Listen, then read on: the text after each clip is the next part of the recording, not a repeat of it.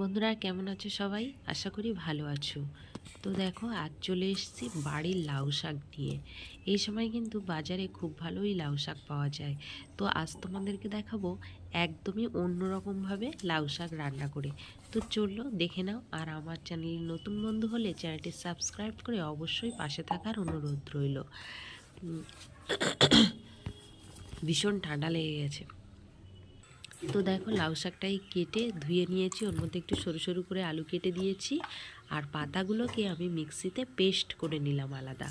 এখন কড়াইয়ে একটু তেল দিলাম, তেলের মধ্যে দিয়ে দিলাম কালো জিরা ফোড়ন। এর মধ্যে কুচানো পেঁয়াজ দিয়ে পেঁয়াজটাকে কিন্তু একটু ভালো করে নেড়ে চেড়ে লাল লাল করে ভেজে নিতে হবে। তার মধ্যে দিয়ে দেবো একটু কুচানো আদা, দিয়ে সেটাও একটু ভালো করে ভেজে নেব। এখন এর মধ্যে দিয়ে দিলাম চিংড়ি মাছটাকে দিয়ে চিংড়ি মাছটাকে কিন্তু একটু ভালো করে ভেজে নিতে হবে। তো ভেজে নিয়ে তার মধ্যে দিয়ে দেবো আমরা যে পাতাগুলোকে পেস্ট করে নিয়েছি লাউ পাতা, সেই পেস্টটা দিয়ে আবারও ভালো করে নেড়ে চেড়ে ভেজে নেব। তাহলে কাঁচা কাঁচা গন্ধটা থাকবে না এবং তরকারির টেস্টটা এইভাবে রান্না করলে একদম অন্যরকম হয়। আর একবার এইভাবে রান্না করে খেলে বারবার লাউ শাক এভাবেই খেতে ইচ্ছে করবে। অবশ্যই একবার বানিয়ে খেয়ে দেখো। এখন এর মধ্যে লাউ ডাঁটা আলু এগুলো দিয়ে দেবো, দিয়ে ভালো করে। তো দেখো সবজিটাকে দিয়ে কিন্তু একটু ভালো করে সব কিছু নেড়ে চেড়ে একসাথে কষিয়ে নিতে হবে।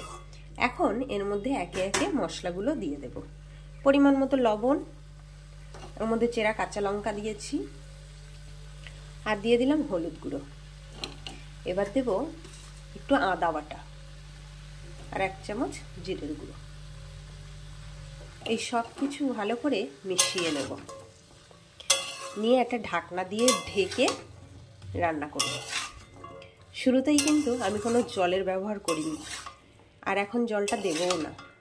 একটু আগে ঢাকনা দিয়ে ঢেকে ঢেকে রান্না করি, তারপর একটু উষ্ণ গরম জল দেব। এইভাবে রান্না করলে তরকারির স্বাদটাও খুব ভালো হবে। আর যে বাড়ির ছোট বাচ্চারা থাকে তাদের খেতে দেওয়ার সময় দেখবে অনেকেই শাক খেতে চায় না, বেছে বেছে ফেলে দেয়। তো তারা আর শাকটাকে বেছে ফেলতে পারবে না যদি এইভাবে পেস্ট করে ব্যবহার করা হয়। তো চলো বাকি রান্নাটা করে নিই। তো দেখো 5 থেকে 6 মিনিট পর চলে এসেছি। এসে এখন ঢাকনা খুলে সবজিটাকে এভাবে একটু নেড়ে চেড়ে দিতে হবে।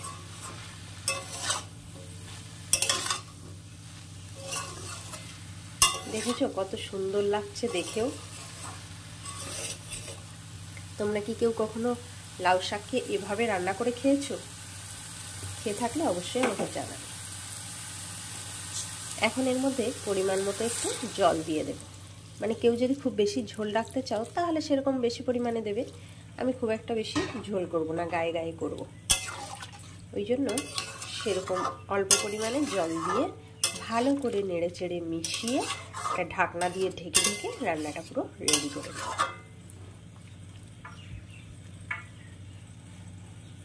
দেখো কালারটাও কত সুন্দর হয়েছে, সবুজ পুরো।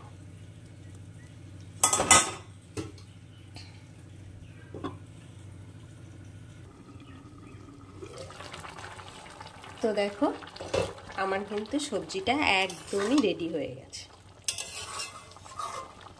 এখন এর মধ্যে ওপর থেকে একটু টেস্টের জন্য চিনি দিয়ে দিলাম। তোমরা চাইলে দিতে পারো, আবার নাও দিতে পারো। দিয়ে নেড়ে চেড়ে আর নামিয়ে নেব।